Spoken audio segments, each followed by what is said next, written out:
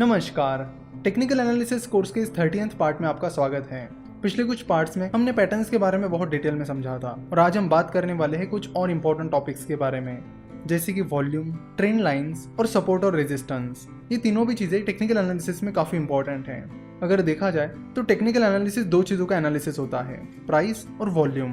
Price को तो हमने देख लिया और प्राइस के अनुसार हमने अलग अलग पैटर्न्स को भी देख लिया। अब वॉल्यूम का क्या, ये वॉल्यूम होता क्या है और उसे कैसे एनालाइज किया जाता है, इसे अब हम समझेंगे। तो वॉल्यूम हमें बताता है कि उस दिन कितने शेयर्स ट्रेड हुए। जैसे कि आप यहाँ पर टीसीएस के शेयर डिटेल्स देख सकते हो। तो टीसीएस के डिटेल्स में आप यहाँ पर देख सकते हो कि 17 सितंबर 2019 को टीसीएस का वॉल्यूम 27,96,530 था। यानी इसका मतलब है कि उस दिन 27,96,530 शेयर्स ट्रेड हुए, यानी उतने शेयर्स का लेन देन हुआ। तो वॉल्यूम हमें बताता है कि उस पर्टिकुलर दिन या उस पर्टिकुलर टाइम में कितने शेयर्स का लेन देन हुआ।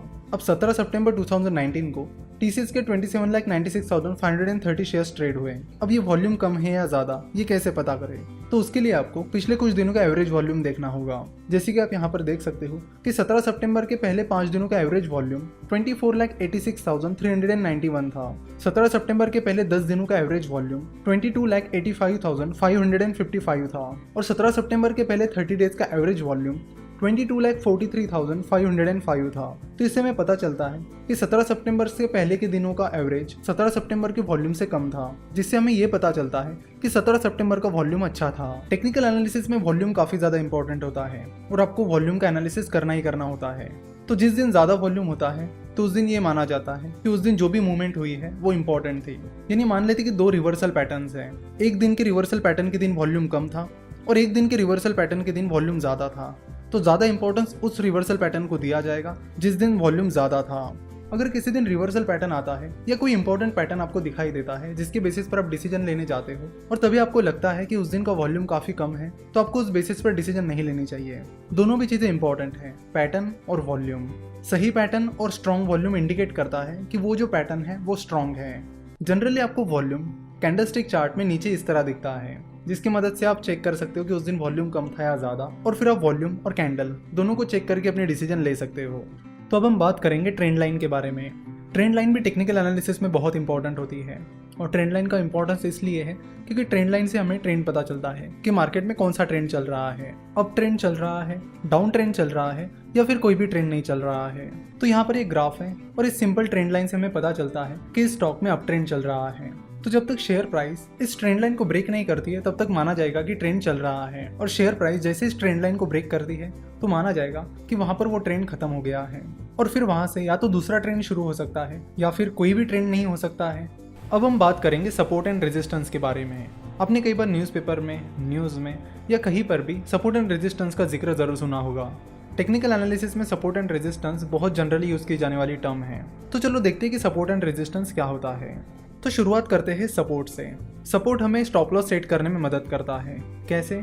चलो देखते हैं। जैसे कि यहाँ पर आप देख रहे हो कि नीचे ये स्पेसिफिक प्राइस है जहां पर जाकर वो शेयर प्राइस फिर से यूटर्न ले रही है, यानी फिर से ऊपर जा रही है। जैसे कि आप देख सकते हो कि बार बार शेयर प्राइस यहाँ तक आके गिरती है और यहाँ से आके फिर से उभर जाती है और फिर इन डॉट्स को जोड़कर हमें सपोर्ट लाइन मिल जाती है। तो सपोर्ट लाइन हमें बताती है कि सपोर्ट लाइन के पॉइंट पर बाइंग प्रेशर ज्यादा है, यानी बाय करने वाले ज्यादा है, जिससे शेयर प्राइस उस लाइन के नीचे नहीं जा रही है। इसलिए सपोर्ट का उपयोग ट्रेडर स्टॉप लॉस के लिए करते हैं। तो सपोर्ट लाइन ड्रॉ करने का तरीका बड़ा सिंपल है। आप इस ग्राफ को देखकर तुरंत पहचान सकते हो कि कौन कौन से पॉइंट पे आकर शेयर प्राइस फिर से वापस ऊपर चली गई है, और उन पॉइंट्स को जोड़कर आप सपोर्ट लाइन बना सकते हो जो कि आपके लिए आपका स्टॉप लॉस का काम करेगी। पिछले कुछ एपिसोड्स में हमने जितने भी पैटर्न्स देखे हैं उसमें हमें ये तो पता चला कि अब शेयर को बाय करना चाहिए या फिर सेल करना चाहिए, लेकिन ये नहीं पता चला कि उस शेयर का स्टॉप लॉस क्या होना चाहिए, उसकी टारगेट प्राइस क्या होनी चाहिए। तो इन चीजों के लिए हमें सपोर्ट एंड रेजिस्टेंस पर डिपेंड रहना होता है। सपोर्ट के बाद अब बात करते हैं रेजिस्टेंस की। रेजिस्टेंस एक ऐसी लेवल होती है जहां पर सेलिंग प्रेशर ज्यादा होता है, यानी जहां पर जाकर शेयर प्राइस यूटर्न ले लेती है, यानी शेयर प्राइस जल्दी से उस लेवल को ब्रेक नहीं कर पाती है। तो जैसे कि आप यहाँ पर देख सकते हो कि शेयर प्राइस कई बार रेजिस्टेंस के लेवल तक चली गई और फिर वापस नीचे चली आ गई, क्योंकि रेजिस्टेंस के लेवल पर सेलिंग प्रेशर काफी ज्यादा है, जिसकी वजह से वहां पर जाकर शेयर प्राइस नीचे चली जाती है। तो रेजिस्टेंस का उपयोग टारगेट प्राइस सेट करने के लिए किया जाता है। मान लेते कि आपने किसी शेयर को 100 रुपए पर इंट्राडे के लिए खरीद लिया है, तो आप रेजिस्टेंस लाइंस को टारगेट रख सकते हो, यानी जैसे ही शेयर प्राइस उस रेजिस्टेंस लाइन को टच कर देगी आपके शेयर सेल हो जाएंगे और आपका प्रॉफिट बुक हो जाएगा।